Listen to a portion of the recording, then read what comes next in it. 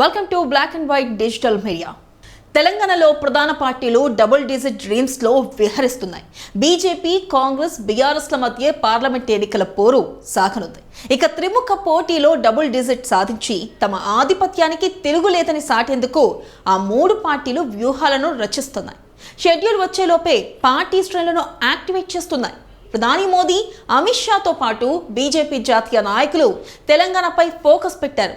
Top లీడర్ల టూర్లు సైతం రాష్ట్ర నాయకత్వానికి దిశానిర్దేశం చేసేలా సాగుతున్నాయి.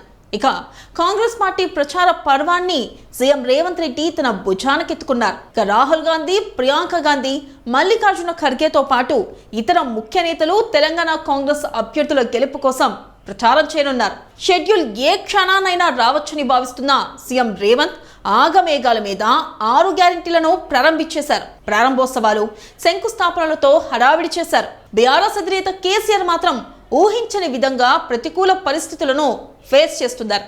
కొన్ని చోట్ల పోటీ చేయడానికి సీనియర్లు ముందుకు రాని పరిస్థితి.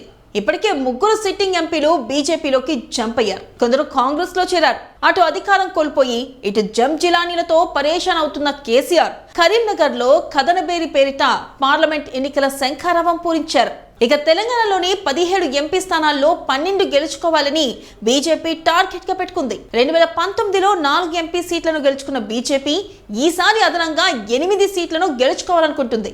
ఎంఐఎం గెలుచుకున్న హైదరాబాద్ ఎంపీ సీటును ఈసారి గెలుచుకోవాలని రాజకీయాలకే కొత్తైన డాక్టర్ మాధవీలతకు టికెట్ ఇచ్చింది. ఇక 3 స్థానాలను చేజిక్కించుకున్న కాంగ్రెస్ పార్టీ ఈసారి 14 ఎంపీ సీట్లు గెలవాలనుకుంటుంది. అంటే 11 సీట్లు అదనంగా గెలవాలనేది టార్గెట్. 2019లో బీఆర్ఎస్ 9 ఎంపీ సీట్లను గెలుచుకుంది. ఈసారి ఇంకా ఎక్కువ గెలవాలని టార్గెట్ పెట్టుకున్న గ్రౌండ్ రియాలిటీ వేరేగా ఉంది. డబుల్ డిజిట్ డ్రీమ్స్ లో విజేతలు ఎవరో, పరాజితులు ఎవరో ప్రజల తీర్పు డిసైడ్ చేయనుంది. ఇలాంటి మోర్ ఇంట్రెస్టింగ్ అప్డేట్స్ కోసం వెంటనే మా ఛానల్ని సబ్స్క్రైబ్ చేసుకోండి.